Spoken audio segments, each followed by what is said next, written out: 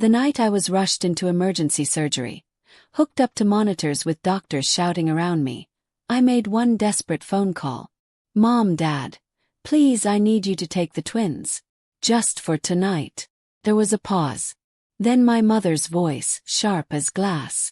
"You're such a nuisance, Ember. Always a burden. We have tickets to see Elton John with your sister. Don't call again."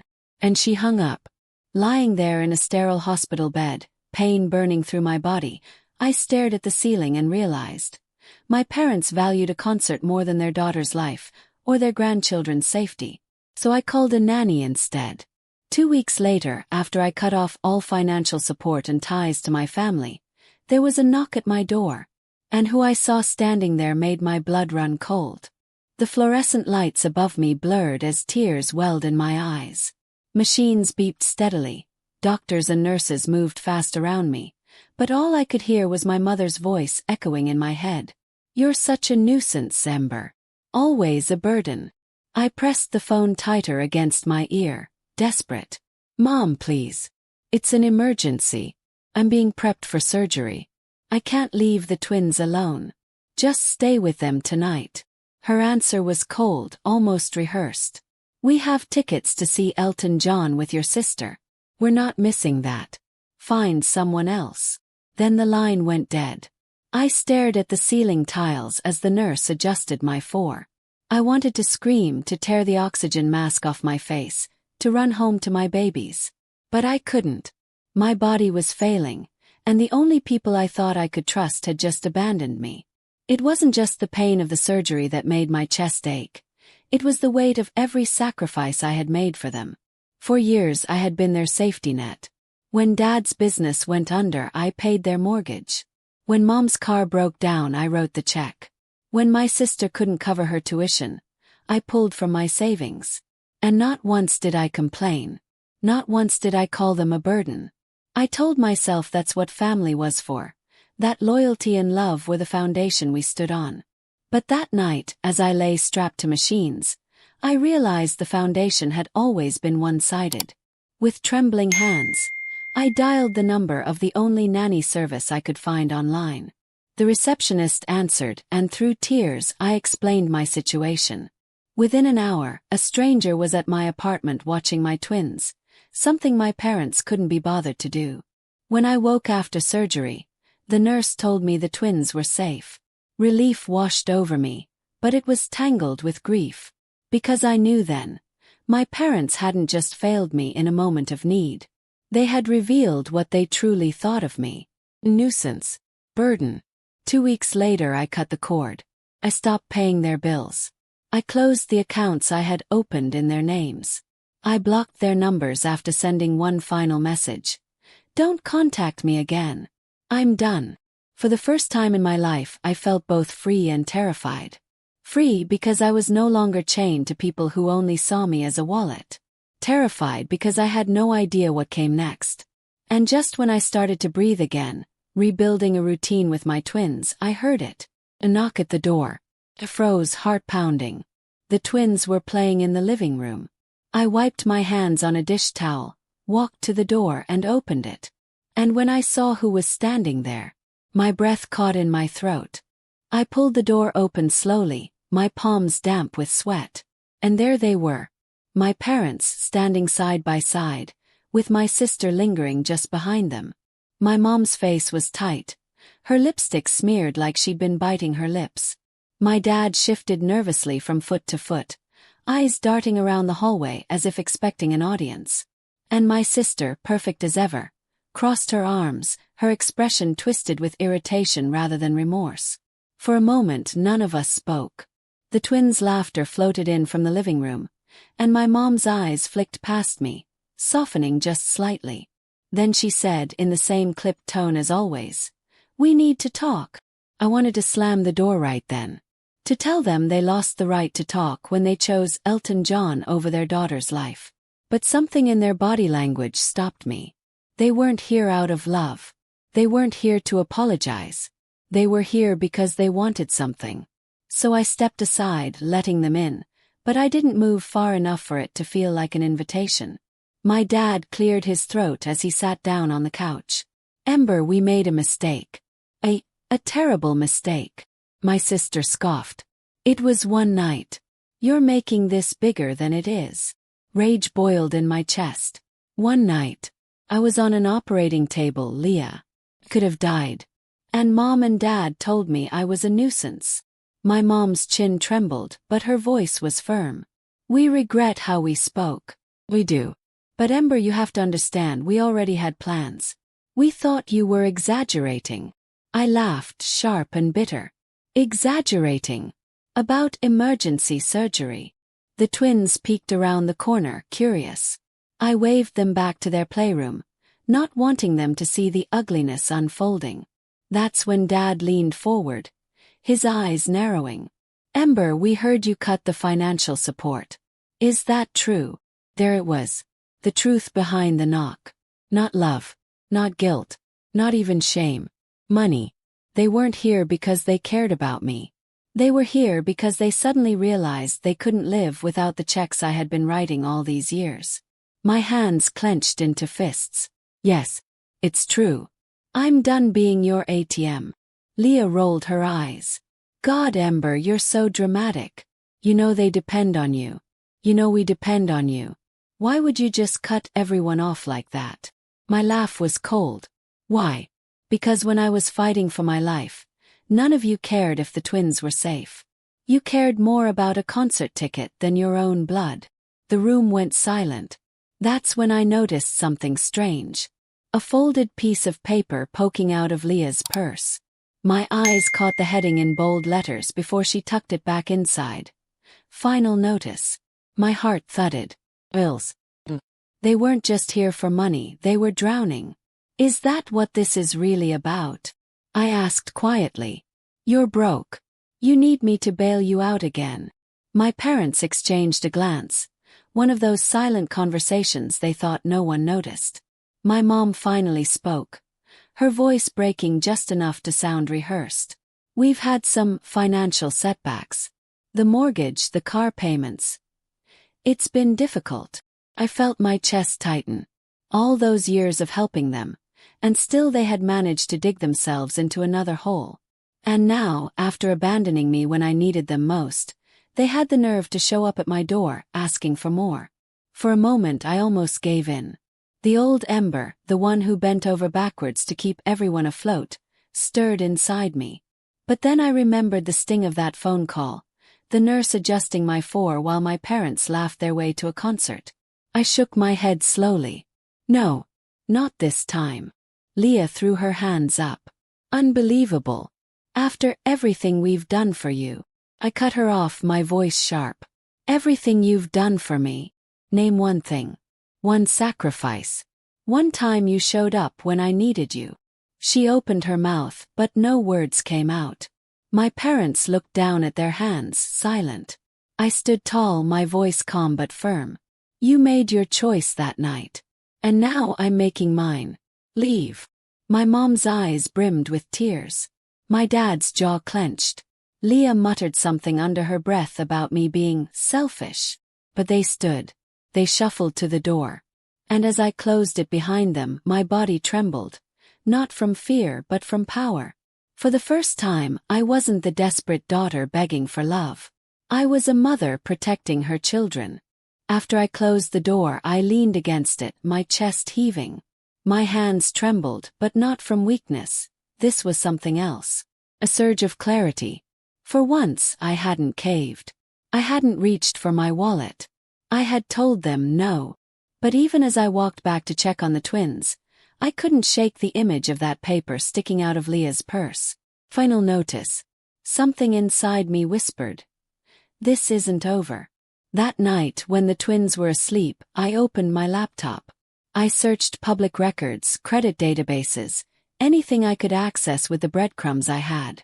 And there it was. Foreclosure notices. Unpaid property taxes.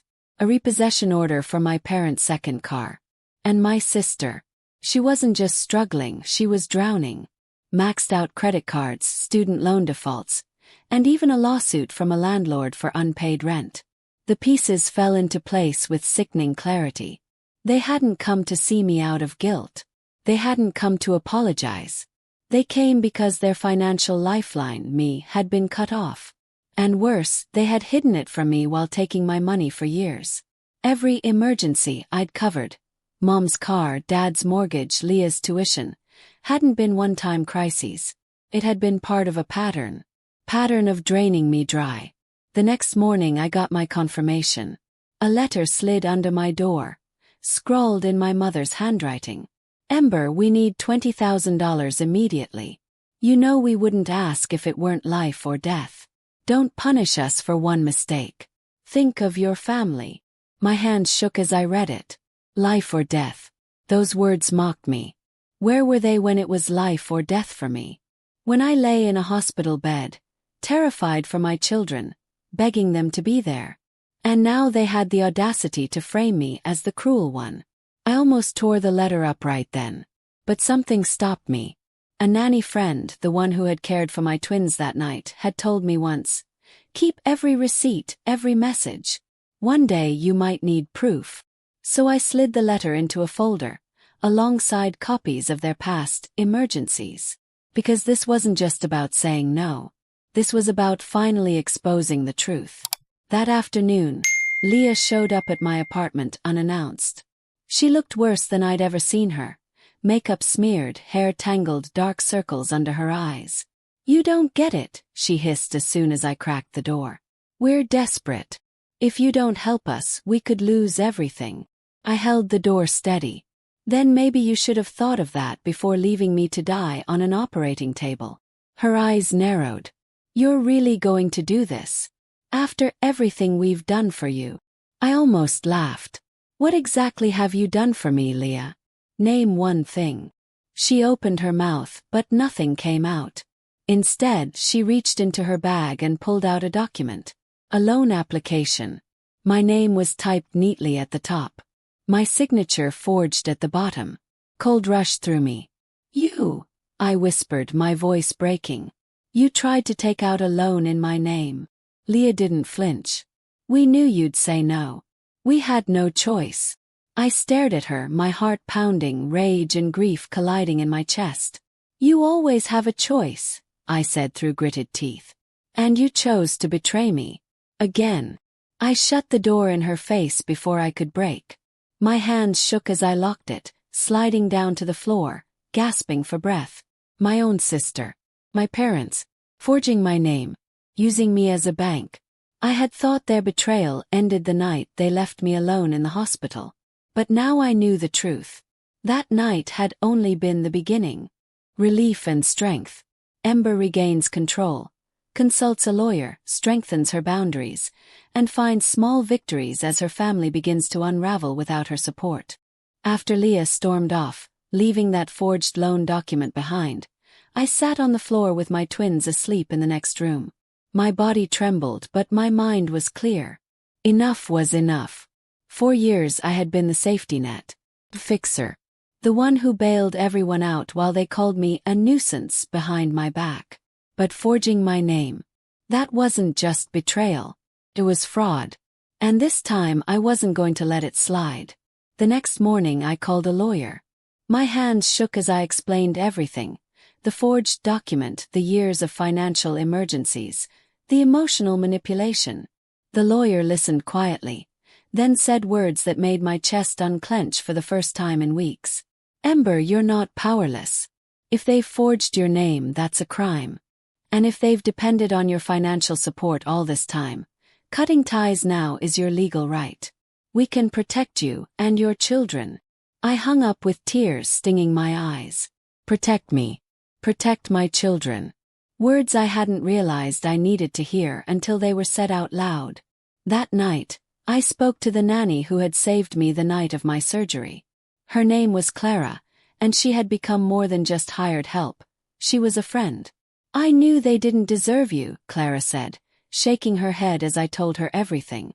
But you're stronger than you think. And you've already proven you can do this without them. Her words sank deep. She was right. I had survived the surgery. I had kept the twins safe. I had carried everything alone. And I was still standing. I wasn't weak. I wasn't a burden. I was enough. In the days that followed, I started to feel a shift.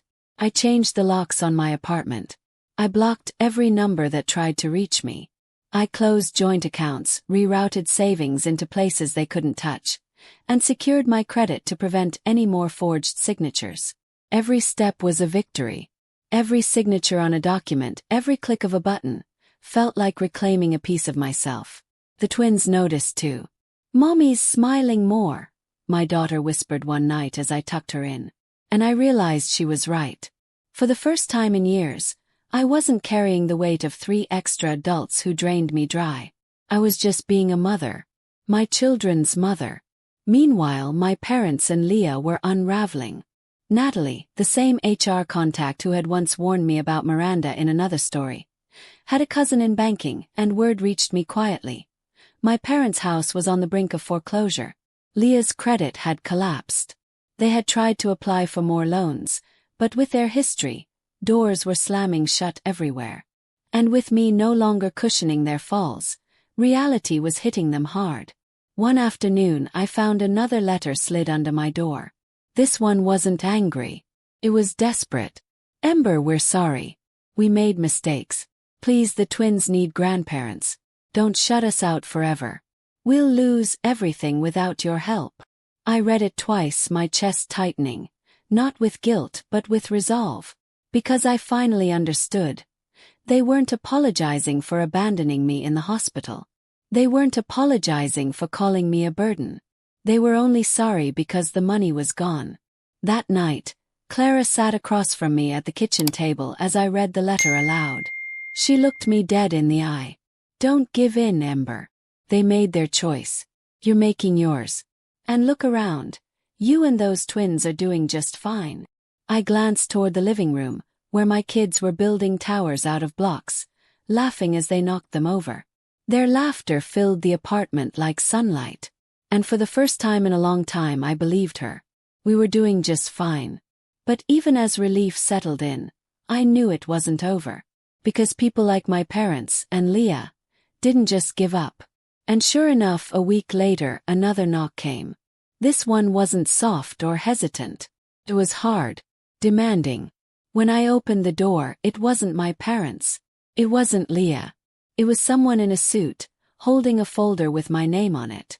And my stomach dropped. The man at my door wore a gray suit and carried a leather folder. His expression was calm but serious. "Are you Ember Davis?" he asked. "Yes." My throat was dry. He handed me the folder. "I'm here on behalf of First National Bank. There's been an attempt to secure a loan in your name. We need to verify details." My knees nearly buckled. This was it. The forged document Leah had waved in my face wasn't just an idle threat. She'd gone through with it. "Please come in," I said, my voice steadier than I felt. At the kitchen table I opened the folder. My name, my social security number, my signature, all printed neatly across the top of the loan application. Except, the signature wasn't mine. The man pointed at it. "Is this your handwriting?" I shook my head firmly. "No, that is a forgery. And I can prove it." I stood, went to my cabinet, and pulled out the folder I had started building. The one with every desperate letter, every fake emergency request, even a copy of the document Leah had left behind in her rage. Laying them out on the table, I said, "This is a pattern. They've been draining me for years. And now they've crossed into fraud." The investigator nodded slowly, his pen scratching notes. "We'll escalate this to our legal department.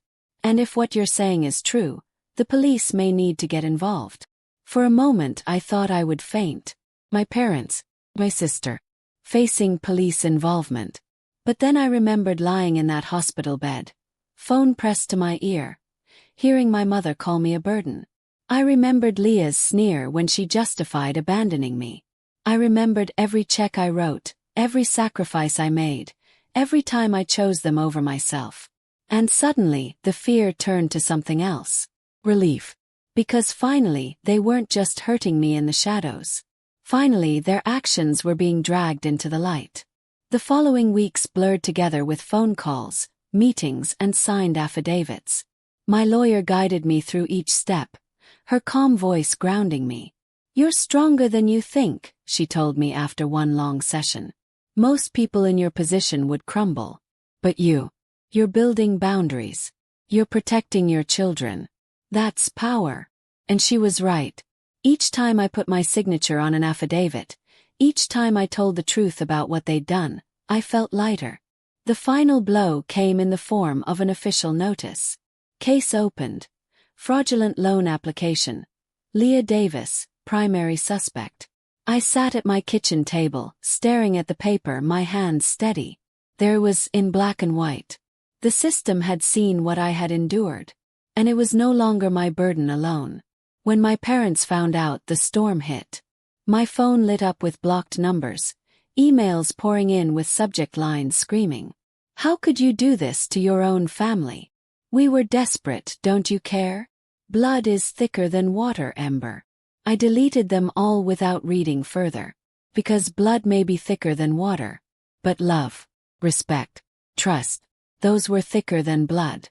One evening, Clara came over to watch the twins while I signed final papers with my lawyer. When I returned, she hugged me tight. "You did it," she whispered. "You broke free." I looked over at my children, giggling as they built towers of blocks, their laughter ringing like music. My chest swelled. Had broken free. Weeks later, another knock came. But this time, it wasn't a banker or a desperate family member. It was a delivery man, smiling as he handed me an envelope. Inside was a letter from the court. Case closed. Fraud confirmed. Liable parties held accountable. I exhaled, a shaky laugh escaping me. It was over. Truly over. That night, I tucked the twins into bed and whispered, "Mommy's not afraid anymore." Because I wasn't. I wasn't a nuisance. I wasn't a burden. I wasn't disposable. I was Ember. A mother. A survivor. A woman who finally chose herself. And I had won. So this is my story. If you've ever been called a burden, if you've ever been left behind by the people who were supposed to love you, remember me. Remember that you are not defined by their betrayal. You are defined by how you rise after it. Thank you for listening. If this story resonated, leave a comment with your thoughts. Don't forget to like and subscribe, because stories like this remind us all. Even when family abandons you, you always have the power to stand back up and write your own ending. And this was mine.